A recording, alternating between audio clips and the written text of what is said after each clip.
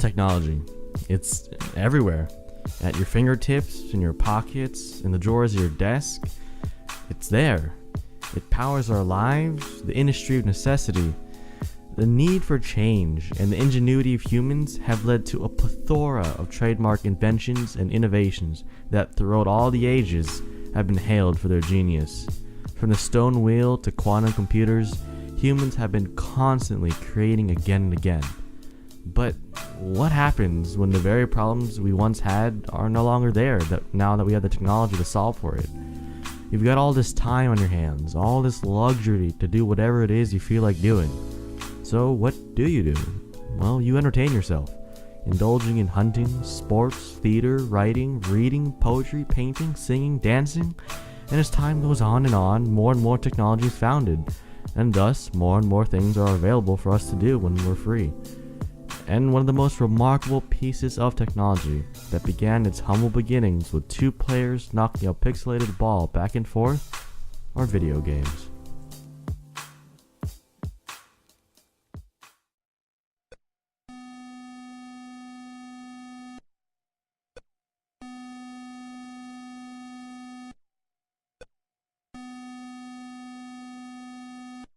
Here's a simple game at its very core. 3 movable objects and a static line down the middle and scores at the top. That's all that was possible, and frankly, that's all that was needed back then. I mean, nowadays, we look at games like Doom or Skyrim or Crysis, and we're just in awe, looking at the graphics and the sheer scale. But when Pong first released, soon-to-be gamers felt the exact same way about Pong. Now, granted, its popularity didn't kick off immediately like those AAA titles. It still paved the way for the household names we've all come to love. You all know about Atari, Capcom, Nintendo, and Sega, and you definitely know about Electronic Arts, Activision, Ubisoft, and the frantically loved and supported Valve. And you definitely know about Call of Duty, Battlefield, and StarCraft, but what about, and pardon my butchered pronunciation, a grande bagunca.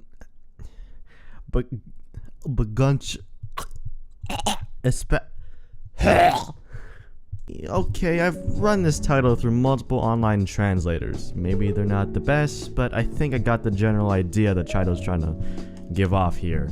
And it's, quote, the great mess of space, or the great spatial mess. So I'm assuming by the title and the gameplay / trailer I'm about to show you, it has a lot to do with space, or so I think. O monstro cérebro do espaço decidiu tornar-se grande vilão do sucesso e reconhecimento intergaláctico para dar orgulho ao seu pai, monstro já famoso. Para isso, ele pegou alguns presentes que ele ganhou do pai, vermes gigantes, robôs do mal e outras coisas de exércitos alienígenas, e iniciou seus planos malignos. Roubar bancos, sequestrar mocinhas indefesas e destruir e saquear alguns planetas. E até comenta a possibilidade de carreira política. Monstro cérebro não se ocupa em entender a fauna e a flora local quando invade planeta.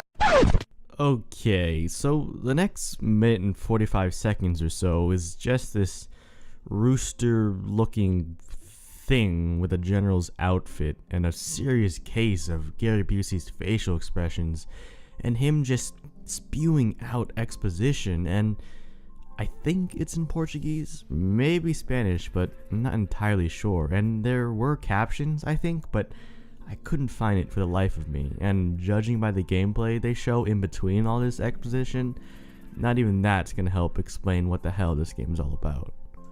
According to the Steam page, this game was once among the huge and expansive and still growing pile of indie games under Steam's Greenlight program. Basically, developers could submit their games for a fee and agreement to Valve's terms, so they could gauge whether or not their product could end up on Steam's store. People would vote on it, and eventually, some Valve employee or curator, I guess, would take the game and publish it on the Steam store, and they'd officially be products on the Steam market. This game in particular, somehow by some landslide of a vote, or maybe just for the shits and giggles, was greenlit and published. The description, as provided by the developer, didn't give me much of a clue what was going on and what kind of a game it was, and only had to say the following. Hello everyone, welcome to the craziest adventure of your lives. The fearless Waldis Gledson will face creatures from space and find allies on his journey. If you scroll down, there's a wall of text that kind of explains what the storyline is all about, but I'm still in the dark. It just reminds me of a child's imagination just running completely wild, and then some madman decided, let's take this kid's ideas and directly, without any shoe shine or polish, just put that straight into a game. And whatever the hell this kid was thinking about, that's what this game is about. Then there's this list of mechanics, or the technical content of the game. There's different stages, there's a tutorial, which I doubt would help anyone out, a store you can use after collecting medals, coins, unlockables, gems, or whatever. Then there's a bunch of characters and allies you can find, and there's just this mixture, this cacophony of what? I'm not even sure. The only thing that remotely interested me so far, beyond the captivation of confusion, was the fact that, yes, this game turns out to be in Portuguese. And judging by the reviews, no one was really taking the game to heart. It was the sort of game you bought for the $1 it cost, and you play it for half an hour, maybe an hour more if you really had nothing else to do. Then you'd leave it to sit there with the other 30 Steam games you haven't touched since the last Christmas sale. And then that was the end of it. A short-lived experience, no doubt. But maybe, just maybe, a reminder of what it means to play and create video games.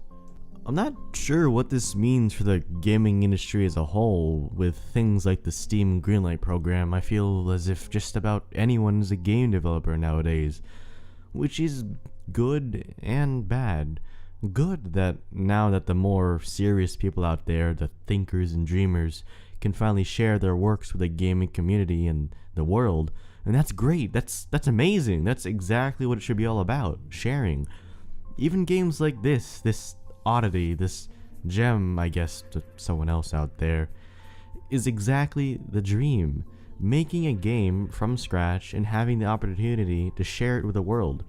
And I'm judging by the fact that it's just $1. Whoever created the game really just wanted to share the game and not really profit from it. I think the negative, the bad and ugly side of this open and free platform of expression and sharing are the people who take advantage of the opportunity.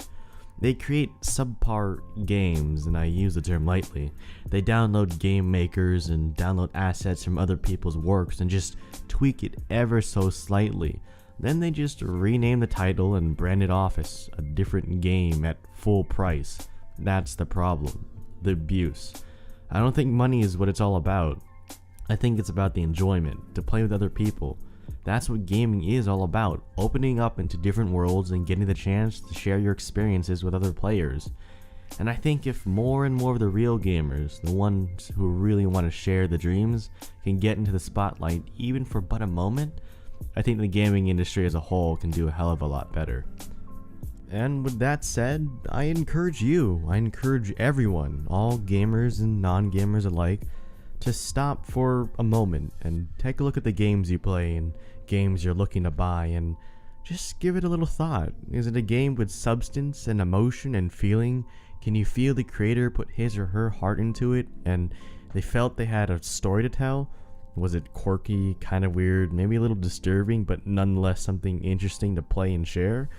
Or was it a quick and pathetic cash grab, something static without feeling or movement, something that's virtually dead?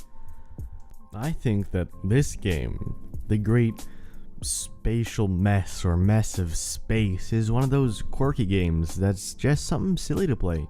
It's affordable, it's small in size, and I think it's fun. It's just a friendly reminder to gamers out there that, hey, you have to remember to have fun and share the ride with other people. And I personally feel that it's games like these that really put the community out on the top. And maybe if more and more of these games and the people behind them got more attention, I think gaming would go back to its roots, go back to the simpler times where having fun with others and immersing yourself was, well, the name of the game.